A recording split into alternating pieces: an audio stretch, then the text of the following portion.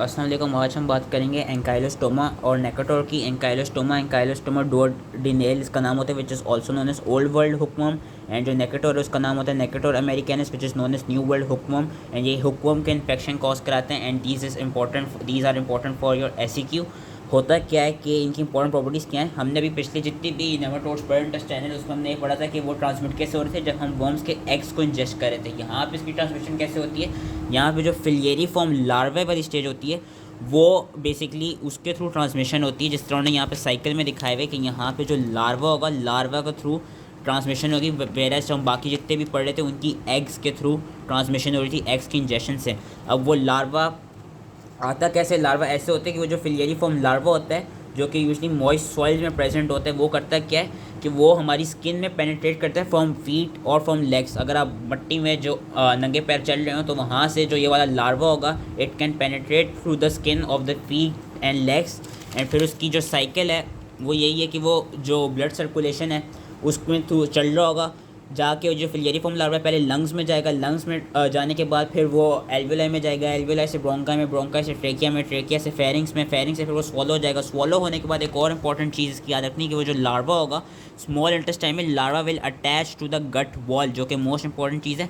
हमने इसमें एस्कैरिस में पढ़ा था कि जो लार्वा था it was not attaching to the gut wall, it was staying in the lumen.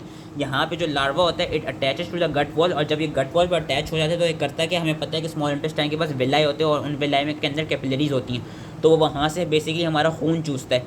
It basically feeds upon our bloods. जो वो विलाई होती हैं उन विलाई के थ्रू, उन विलाई में जो स्पेशली कैपिलरीज होती हैं वहाँ से वो ब्लड लॉस करवाते हैं कि they feed on the blood from the capillaries of the intestinal villi. Eggs किसकी, वो ये कि the 1000 of eggs per day are pass in faeces. लेकिन इसकी एक और चीज़ याद रखनी कि जो एग्स होंगे इन्वायरमेंट में पहले वो एक नॉन इन्फेक्शियस स्टेज में डेवलप होंगे, which is known as rhabditiform larva, कि लार्वा से हैच हो गया। अब वो जो लार्वा होगा वो पहले एक नॉन इन्फेक्शियस स्टेज में आएगा जिसको हम रेप्टिडिफॉर्म कहते हैं। ये वाली जो फॉर्म होती है ये इन्फेक्ट नहीं करती। फिर रेप्टिडिफॉर्म लार्वा डिफ्रेंशिएट हो जाएगा फिलियरी फॉर्म लार्वा में, जो कि इन्फेक्टेड स्टेज है, जिससे फिर साइकिल जो है कंप्लीट हो जाती है, क्योंकि ये फिलियरी फॉर्म लार्वा क्या करता है, ये स्किन के थ्रू पेनिट्रेट करता है। पैथोजेनेसिस की इंपॉर्टेंट है याद रखना है कि इसमें लॉस ऑफ ब्लड हो रहा है eight the site of attachment in the small intestine. ये चीज़ याद रखनी है कि जिधर भी स्मॉल इंटेस्टाइन में अटैच होगा वहाँ से ये ब्लड लॉस करवाएगा। और इसमें हमें पेशेंट्स में क्या मिलता है, पेशेंट्स में हमको माइक्रोसिटिक एनीमिया मिलता है, वीकनेस मिलती है, पैलर मिलती है, which is accompanied by microcytic anaemia. और जहाँ पे अटैचमेंट होती है स्मॉल इंटेस्टाइन से वहाँ पे ब्लड लॉस हो रहा था। जहाँ पे हमारी अटैचमेंट होगी, जिधर से वो स्किन के अंदर एंटर हो रहा था, जहाँ से पेनिट्रेट कर रहा था, वहाँ पे हमको ग्राउंड इच मिलेगा। ग्राउंड इच इसलिए क्योंकि ग्राउंड पे ही हमारे फीट होते हैं और ज़्यादातर फीट से ही और ये लेग्स से ही पेनिट्रेट करता है। तो ग्राउंड इच क्या होता है, it is basically a pruritic papule और a vesicle which can occur at the site of entry of the larva into the skin.